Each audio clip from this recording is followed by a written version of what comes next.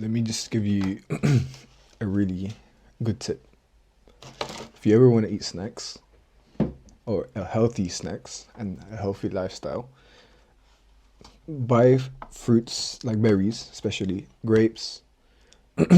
Well, grapes. I don't think grapes is berries. No, I don't think it is. Okay. Anyways, blueberries, especially um, any other berries, but also grapes. Actually, let me hear how. I don't think grapes are berry. Grapes, berry. Oh wow, grapes are berries.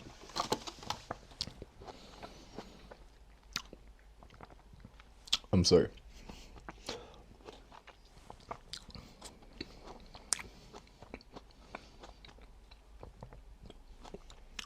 Quick tip for you: if you want to eat a healthier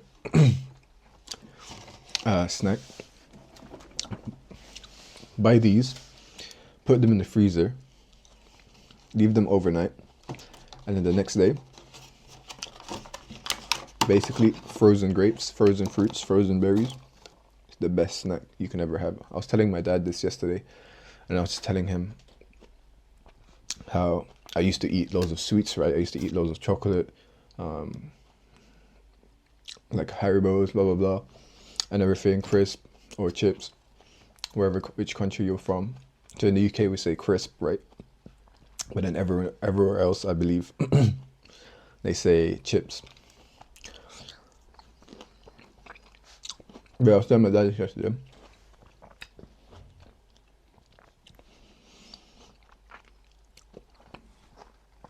I'm so sorry. This is too good. I was just telling him yesterday how they should just try it. Like, just buy grapes, buy blueberries, or any other berries, freeze them overnight, and just try it. It's like one thing. The best way I can describe this is like eating ice candy or ice lollies, or like, I don't know how to put this. It's like refreshing, sweet, and like it's like a candy, but it's like refreshing, and it's more fun way to eat it, and it's crispy too. Like, if you know what I mean, like those that know about this technique, they know how crispy it is, and it's just more fun way to enjoy a healthy snack. Because like I said, I never used to eat healthy. I'll be honest with you. I was that kid that would just eat loads of sweets every day. Like, I think my sugar consumption was like over 100, probably not 100, maybe 100.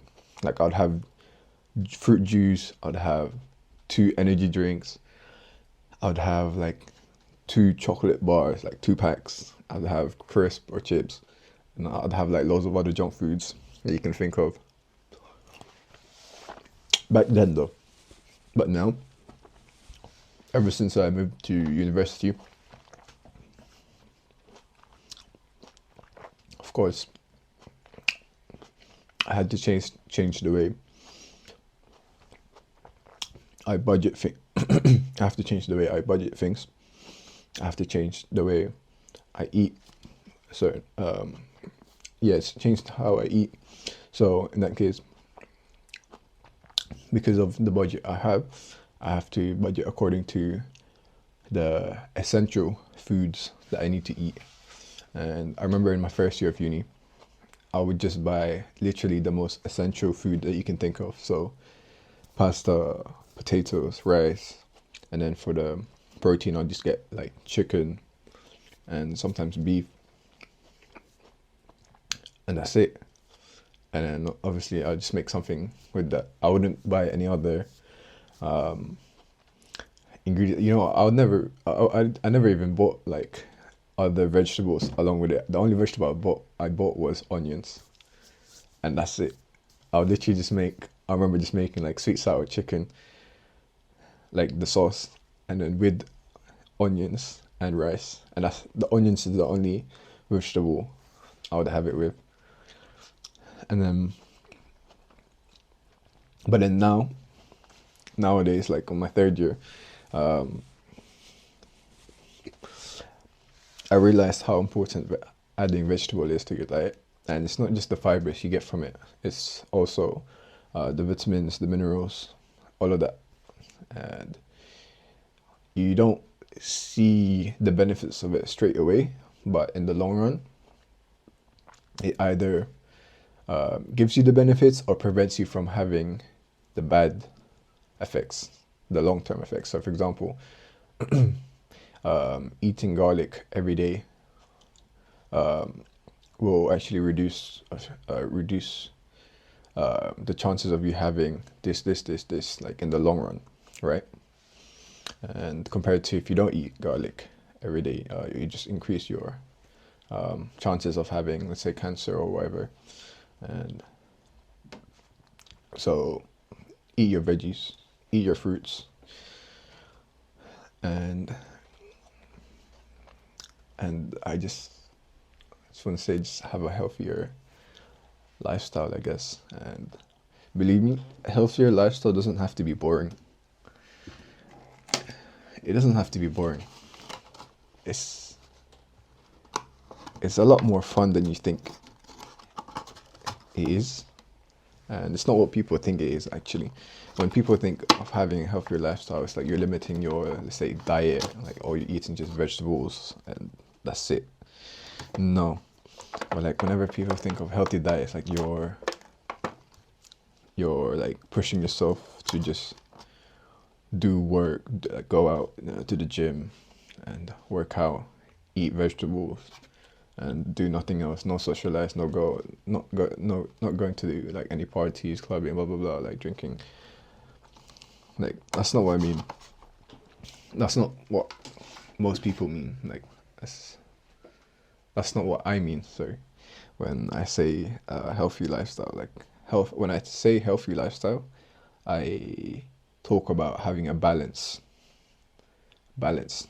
So I'm sure every one of you know what I mean by balance, and it's balancing the work with the food, with the socializing, with the fun stuff, entertainment stuff, with family, friends, and each of those are like the main topics, right? And then below that, there's like many subtopics. So we can go back to the food again. So when you go to food, you have a balanced food. So you have all of those, the plate where you have like the dairy, the carbs, the protein, the sugars, the fats, blah, blah, blah. It's like that, like having a balance. And in the same way, let's go to another sub topic. So let's say study, like studying whatever, or doing work, office work. Like below that, you can have subtopics of focusing on this. Let's say if you're doing marketing or whatever, or like a business, for example. Like below that, you can have sales, profit, blah blah blah. Like the things you need to focus on, like with promotions, marketing, like all of those topics. I'll give you another example. In medicine, you don't just focus on like the theoretical stuff. Like it's also important to know how to communicate with patients, to build the trust, the empathy, the rapport. I remember last week, our doctor or mentor or professor, she was teaching us. Okay, let me tell you the story. So the first day of our hospital round, we had to take a history of a patient, right? And bear in mind, this patient, we're in Romania, so I don't know how to speak Romanian. I just know hello, ce faci, that's it. And then so there's a group of us, there's like 7 of us. We had to take history of this patient. And then we spoke to the guy in broken Romanian. We tried our best. And then afterwards, like we were asking questions like, do you smoke? Do do you drink alcohol, blah blah blah. He said no, he doesn't drink. He doesn't drink or smoke. And after that, we went outside. We were discussing like possible diagnosis, possible problems. And then when our professor came, she was just like giving advice, blah blah blah. And then she told us, like when we told her the history, and we said that this patient didn't drink alcohol. She was like, "Are you sure? Are you sure? I don't think you guys were correct." And then we were like, "Yeah." We asked him if he drank alcohol, and he said no, he doesn't drink. And then she said that he's actually a champion. Like he drinks heavy, like heavyweight, if you know what I mean. And then everyone was looking at each other like, this patient lied to us, bro. What the hell? And then our professor was just telling us how like you need to build a trust, like a rapport, like some sort of empathy towards the patient, in order to gain their trust. So, for example, she was telling us like an example of how you can approach that situation. So, if you want to ask if they drank alcohol, you can ask them like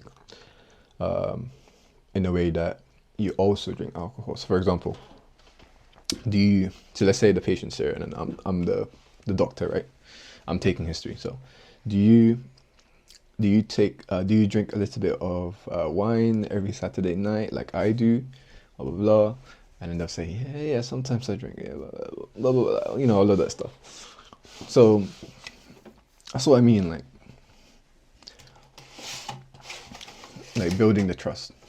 And going back to when I talk about balance, it's like there's a lot of things that needs to be focused on and not just one thing.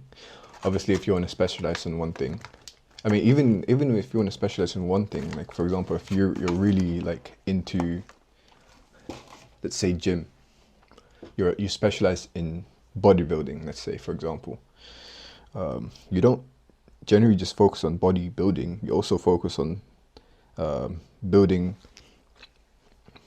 muscle mass, building strength, building like hypertrophy, all of those stuff. What's that word? Endurance, I think. But I think that's more of athletes instead of powerlifting. I don't remember. And also diet for like people that want to do powerlifting, bodybuilding.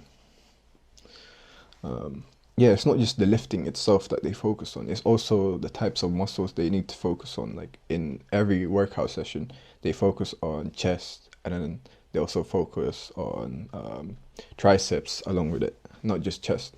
And in the chest muscles, you know, there's three directions of the muscle strands. There's the upper chest, middle chest, and lower chest. And they have to balance